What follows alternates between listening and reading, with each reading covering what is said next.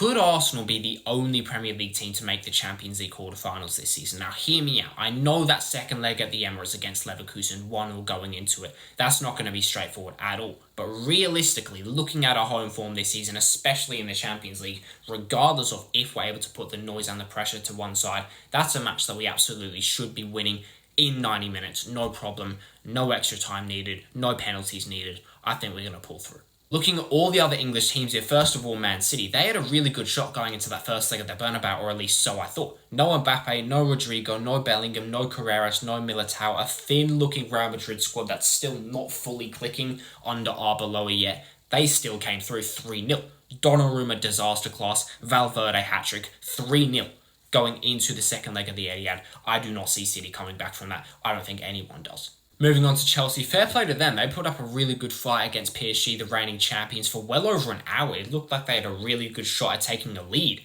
Back to Stamford Bridge for the second leg. After about 75 minutes, however, is when things completely capitulated for them. 3 goals conceded in 20 minutes. Jorgensen, disaster class. No idea why he was even preferred to Sanchez in the first place. That seems to be the reoccurring theme across all of these matches, is goalkeeping disaster classes from Premier League goalkeepers. Much like Man City, they are also 3-0 down going into the second leg. Much like Man City, I also, as should everyone else, don't see them coming back from that against a club as good as PSG. And then we have Newcastle. First of all, commiserations to that poor Barcelona fan who somehow ended up in Exeter for the game instead of Newcastle.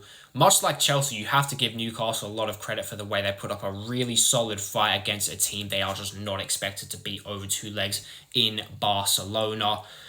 Up until right at the end of that first leg, they were leading until that Lamine Yamal penalty. Going into the second leg at the Camp Nou, 1-0, Barcelona with the atmosphere on their side. That's a big factor at St James Park. That is no longer a factor going in Newcastle's favour. I see that game as one where Barcelona, much like Arsenal, should absolutely be winning in the 90 minutes. And then Spurs. I'm going to skip over Spurs, not because I feel bad for them, but because I don't think I really need to explain why they're not going to come out on top over the 2 legs. The only Premier League team other than Arsenal that I may actually put my money on to turn things around in the second leg is Liverpool. Going into that second leg at Anfield, they're only 1-0 down against Galatasaray. They are definitely the favourites to win at least over those 90 minutes in the second leg. But Galatasaray, they didn't scam that first leg win. They deserved to win that game. It was a good 1-0 win. They caused Liverpool a lot of problems. They probably deserved more goals. Probably should have scored more goals. With all that said, could Arsenal actually be the only Premier League team to make the Champions League quarterfinals this season? As biased